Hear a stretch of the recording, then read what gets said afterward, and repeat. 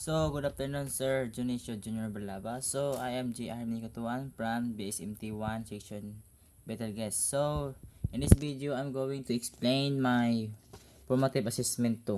So, in the number 1, explain lashing procedure as per CMS per securing container cargo. So, my answer is a good tight stowage of cargo containers on ships may avoid the need of totally secure it, provided the cargo is adequate packaged and there are no heavy components. So, bulky and heavy units may still be required to be secured even if the space around them is filled with other cargo. Particular attention should be paid to the chances of such units sliding or tripping. The third is a number of units can be secured or lashed together into one block. Fourth, permanent securing points on the cargo should be used, but it must be remembered that these securing points are intended for inland transport and may not necessarily be suitable for securing other items on board ships. Fifth is independent lashing must only be secured properly to suitable strong points of the ship fittings and structures. Preferably on the designated lashing points. Six is cargo lashing must be taught and as short as possible for a better hold. Seventh is, if possible, the multiple lashings to one item of cargo should be kept under equal tension.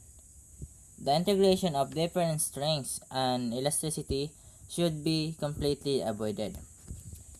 And the eighth lashing procedure is cargo lashing must be able of being checked and tightened when on a passage. And the ninth procedure is lashing should be enough so as to prevent the loads from moving when the ship rolls through 30 degrees with 13-second duration.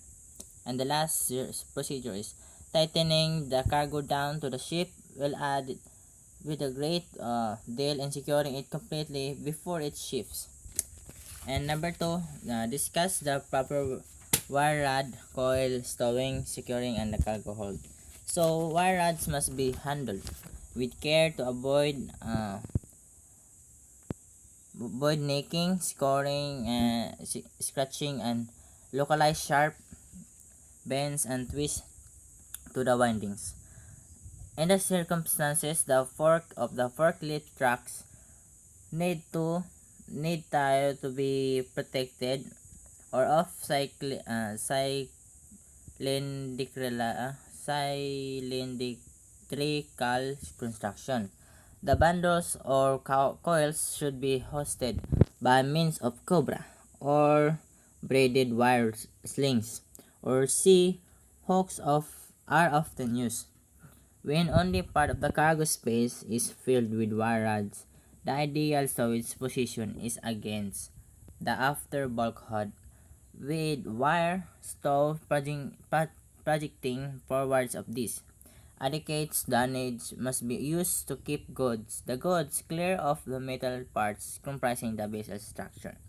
So that's my number 2. So number 3, explain the protocol in securing tin plates in the cargo hold. So in securing, plate should be stowed in a fore and aft direction with dunnage running at warship and between each tire.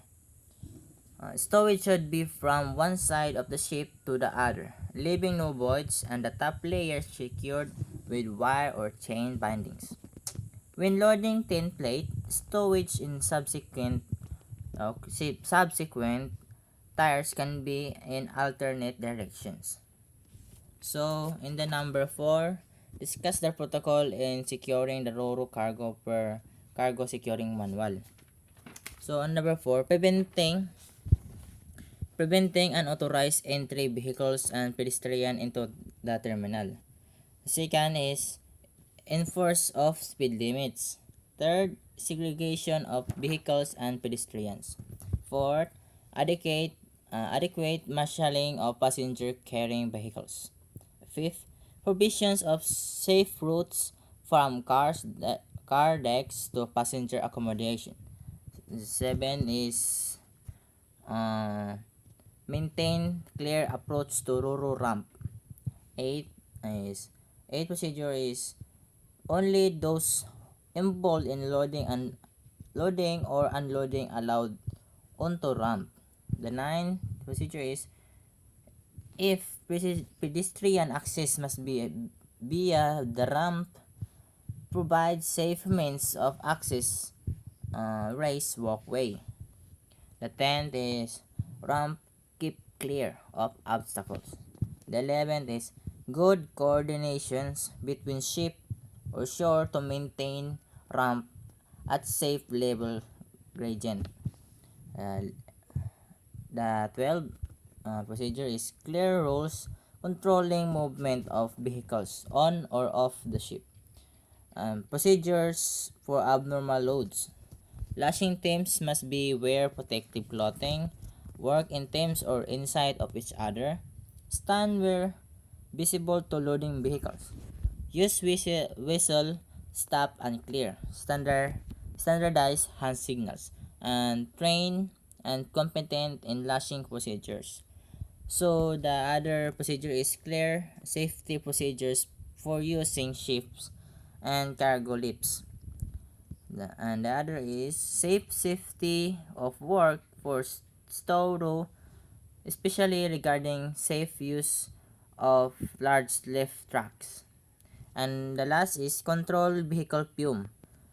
Ensure ships fans running before loading or unloading begins. Minimize numbers of engines running at one time. And the last is maintain company controlled vehicles in accordance with manufacturer's guidelines. So in the last question, so discuss a plan lashing, securing, and toming for heavy lifts cargo as per approved securing diagram. So let's discuss. This is my explanation. Once stowed in position, lashing, securing, and toming must be carried out to prevent the slightest movement of the load.